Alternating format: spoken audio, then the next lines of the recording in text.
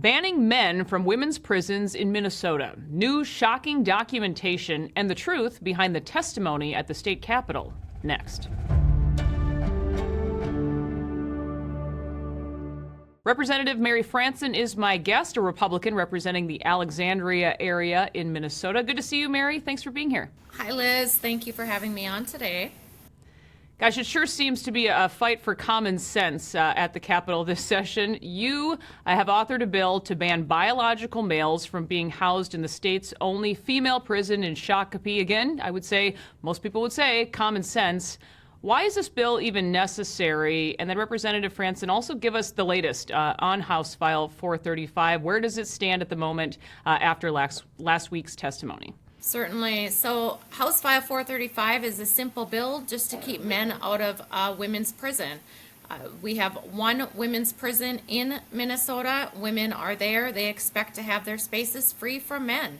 And unfortunately, while they're rehabilitating, Minnesota, in its infinite wisdom, has allowed, through a lawsuit settlement from Gender Justice, which I just love those lawsuit settlements. It's more of a, we're going to sue you, you're going to winky wink, we're going to settle, and we're going to get what we want. It's basically what happened with the Department of Corrections. And so now men who claim that they are women can now be housed in this women's space for prison, in the prison system. And you did have some testimony last week. Tell us where things stand at the moment. Yeah, so we had Alicia Beckman, who is a former employee of the correction facility, come and testify in favor of the bill and discuss the horrors that she witnessed while being employed there. And due to the atmosphere, the work atmosphere, and what she did not agree with, she left that facility and pursued other options. However, what it's done is the women that are in the prison, whether they're being rehabilitated or they are employed there, many of those individuals feel that it is unfair and not safe to have these biological men dictating the rules of the prison. You mentioned that whistleblower who walked away from her job at Shakopee knowing how dangerous the situation became for female inmates. Alpha News has also profiled, heard from women inside the prison, inmates who say the situation is scary. They describe it as frightening. Now Alpha News has obtained an accommodation list, is what this is called, but it's from the medium security prison, men's only prison, I should mention, at Lino Lakes. So it's this approved property list. So 6 men are allowed to wear women's undergarments, it says. Also, hairspray, mascara, women's shoes are approved for these men. Not to mention a stand-up urination device and a packing device is on the list. One Department of Corrections employee who sent this to Alpha News said the fact they allow this at a biological men's prison in Minnesota blows my mind. Those were their words. But what the heck is going on at the state's prisons, Representative Franson? Does safety, I guess, even matter anymore? Unfortunately, what's happening is that individuals' feelings trump reality. So men who feel that they are a woman can go into these places and ask for ridiculous accommodations, and the prisoners and the staff are supposed to go along with the male's fantasies. And I find that appalling. There was more discussion on how to treat the men in the women's facility rather than actually being able to how do the women in the prison feel, whether or not they are a prisoner or if they are an employee. Those feelings were not taken into consideration. There were no town hall meetings where the citizens of the communities could weigh in on this radical change. Instead, the women were told to just suck it up and move over because your spaces now belong to men.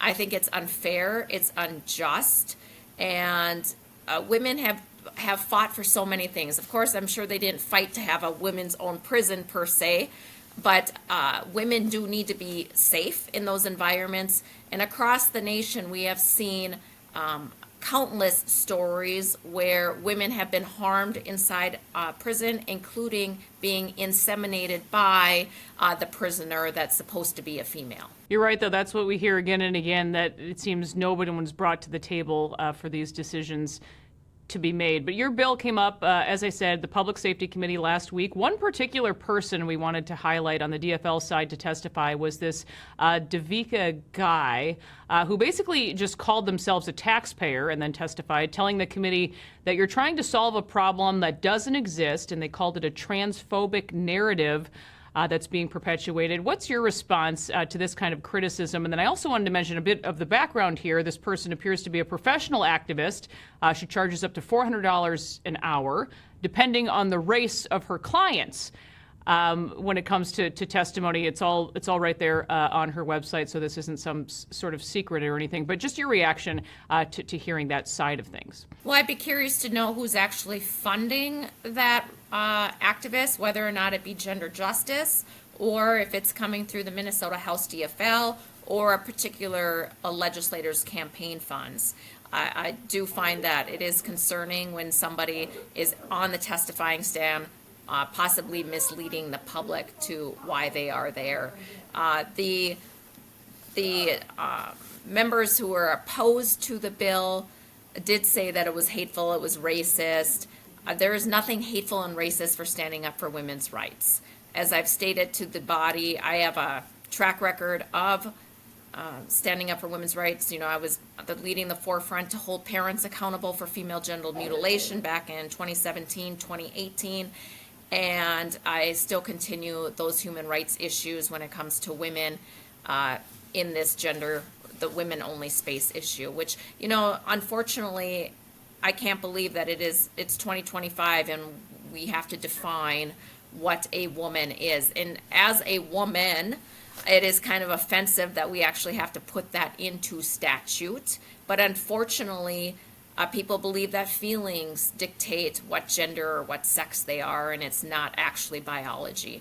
And one of the members that was very opposed to my amendment defining what a woman was said that the bill, I believe she called it unscientific, and that is shocking in itself because biology itself is scientific. That's how we are told. Science is science, and believe the science. But unfortunately, when it comes to chromosomes, though, that does not dictate your gender, it's feelings, and that's just a clown world. And polls indicate overwhelming support for separating boys and girls, men and women. We know the House was not successful earlier this week with the sports issue, at least not just yet. But Representative Franson, what do you see at the Capitol? Do you feel like the political winds are shifting here in Minnesota?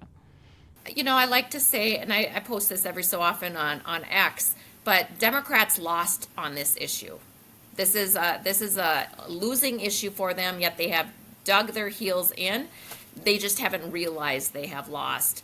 And unfortunately, many of them are going to experience that loss when 2026 comes around. The public, you know, at first went along with the charade, okay, here, but then they just started taking spots that don't belong to them.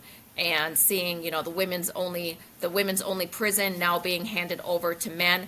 If men are allowed to be in a women's only prison, we don't have a women's only prison anymore. We have a co-ed prison, and there is no such thing as a co-ed prison. Across the nation, there may be prisons that house males and females with a shared common area, but they have their own housing separate from each other. In Minnesota, men can shack up with women prisoners, and the women prisoners are just supposed to take it and go along with their fantasies. So at this point, your bill could come up again this session or be put in an omnibus bill, or just explain what could happen next year? So currently it was laid over in public safety as we waited for the fiscal note to come in. Democrats thought for sure that there would be a cost to the state for potential lawsuits. We got that fiscal note back yesterday showing a zero cost. So I anticipate Chair Novotny to bring this bill up and move the bill along to the next committee stop. Okay, we will stay tuned. But Representative Mary Franson, thank you so much for being here. Thank you for the work you're doing for all of us here in Minnesota. You're welcome. Thank you for your time. That will do it for this episode of Liz Collin Reports. We will see you next time.